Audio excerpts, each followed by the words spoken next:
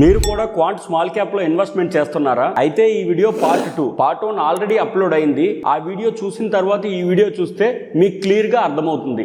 SEBI ride అయిన సరిగ్గా 6 నెలల తర్వాత క్వాంట్ ఏఎంసీలో స్టార్ ఫండ్ మేనేజర్ అయిన వాసవ్ సహిగల్ గారు రిజైన్ చేసి ఐటీఐ మ్యూచువల్ ఫండ్స్ కి వెళ్ళిపోయారు. ఈయన క్వాంట్ ఏఎంసీలో మాక్సిమం అన్ని ఫండ్లని లాస్ట్ 6 సంవత్సరాల నుంచి సక్సెస్ఫుల్ గా మేనేజ్ చేసేవారు.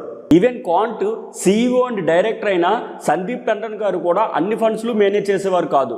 వాసవ్ సహిగల్ గారు రిజైన్ చేసిన తర్వాత ఆయన ప్లేస్ లో 4 కొత్త ఫండ్ మేనేజర్లు తీసుకున్నారు. సందీప్ టండన్ గారు కూడా అన్ని ఫండ్స్ ని మేనేజ్ చేయడం మొదలు పెట్టారు. ఇంకో ఇంపార్టెంట్ పాయింట్, క్వాంట్ ఏఎంసీకి మాత్రమే యూనిక్ స్టైల్ అయిన విఎల్ఆర్టీ ఫ్రేమ్వర్క్ ని వాసవ్ సహిగల్ గారు 6 ఇయర్స్ చాలా సక్సెస్ఫుల్ గా రన్ చేశారు. ఈ విఎల్ఆర్టీ ఫ్రేమ్వర్క్ గురించి డీటెయిల్ గా నెక్స్ట్ వీడియోలో తెలుసుకుందాం. మీ మ్యూచువల్ ఫండ్స్ కి సంబంధించిన ఎలాంటి డౌట్స్ ఉన్నా స్క్రీన్ మీద కనిపిస్తున్న నెంబర్ ని కాంటాక్ట్ చేయండి. ఇలాంటి స్మార్ట్ ఇన్ఫర్మేషన్ కోసం ఫాలో మై పేజ్.